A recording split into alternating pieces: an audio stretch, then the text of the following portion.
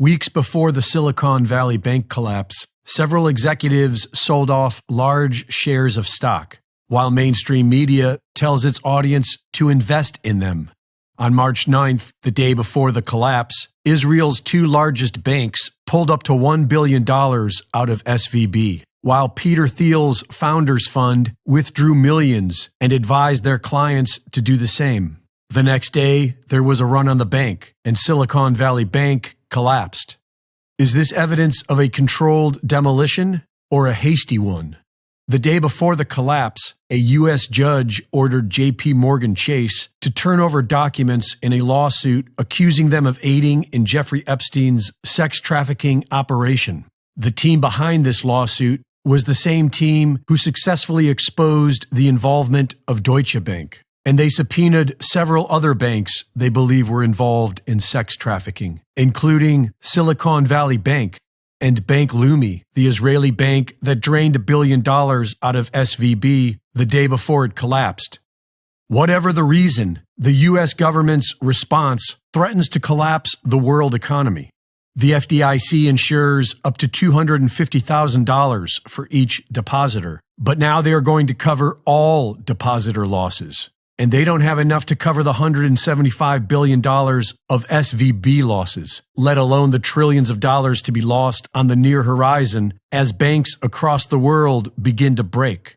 The systemic risk among GSIBs, global systemically important banks, is that they are so deeply connected that when one falls, they will all follow.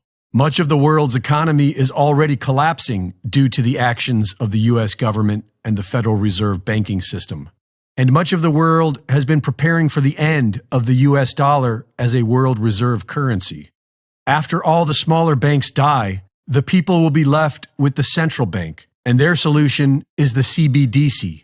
CBDC stands for Central Bank Digital Currency. With CBDC, there are no more options. Everyone's account is run directly through the central bank system. As the financial system gets more controlling and more invasive, it's a little bit like bringing up a corral around us. And CBDCs, central bank digital currencies, and vaccine passports or digital IDs are sort of the last shutting of the gate. It's hard for many people to imagine the risks here because we're so used to living with financial transaction freedom. And we don't understand that when this gate closes on us, we literally will be sitting in a system where the central banks believe that our assets belong to them and they can dictate where we can spend money and what we can spend money on. If you don't behave, you can have your money turned off. There are 12 Federal Reserve banks, which are located in cities being considered for the 15-minute city model of the World Economic Forum. This is where it's all headed, and there isn't much pushback in the federal government. Utah Senator Mike Lee introduced the No CBDC Act last September, which will likely go nowhere. But we, the people, have much more sway over our local governments.